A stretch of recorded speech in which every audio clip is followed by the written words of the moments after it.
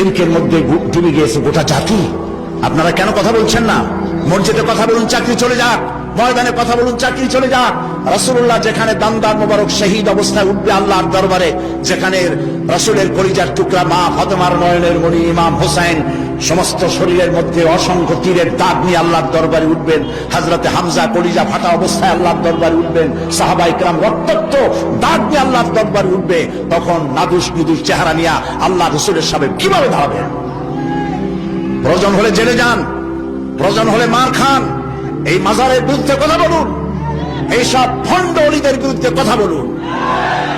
বাইরের দেশ থেকে সাজাইয়া মূর্খ এক লোককে এনে রাহনুমায় শরিয়াত বানানো হয়েছে এই দেশে। দেখা জানে না, পড়া জানে না, ইলম নাই, কালাম নাই, তার নিজের দেশের কেউ তাকে চেনে না। মানুষদেরকে ধোঁকা দেওয়ার সুযোগ আর নাই।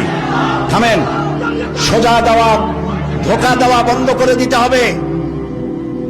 আজ পীর পূজা, মাজার পূজায় গোটা দেশ শিরকের মধ্যে মুবতালা হয়ে যাচ্ছে। কথা বলতে হবে, জীবনকে বাজি রাখুন, কথা বলুন। আল্লাহর ওলিরা আসছিলেন, যে জিনিস যত ভালো তার নকল বেরোয় তত তাড়াতাড়ি। পীর মুরিদি খারাপ জিনিস ছিল না।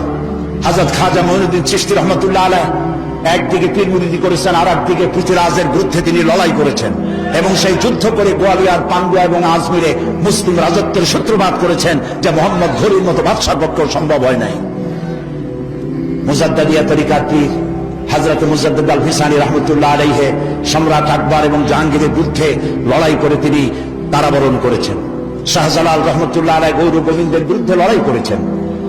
হযরত খান জাহান আলী রহমতুল্লাহ আলাইহি লড়াই করেছেন। এখনো ফিলখানা আছে বাগেরহাটে, বলা হয় পিলখানা, আসলে নাম হলো ফিলখানা। হাতির যুদ্ধ হয়েছিল সেখানে। তারা শুধু হাত পাকা এরকম নেন নাই, এরকম করে মানুষকে দিয়েছেন। তারা বিরাট বিরাট পুকুর খনন করেছেন, মানুষের পানির ব্যবস্থা করেছেন, সুপেয় পানির ব্যবস্থা করেছেন, মসজিদ গড়েছেন।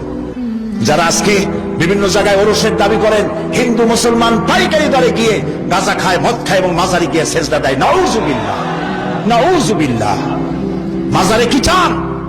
মুসলমানদের সাথে মাজারের কিসের সম্পর্ক? মুসলমানদের সম্পর্ক হবে মসজিদের সাথে। আর আল্লাহর ওলিদেরকে আমরা সম্মান করি।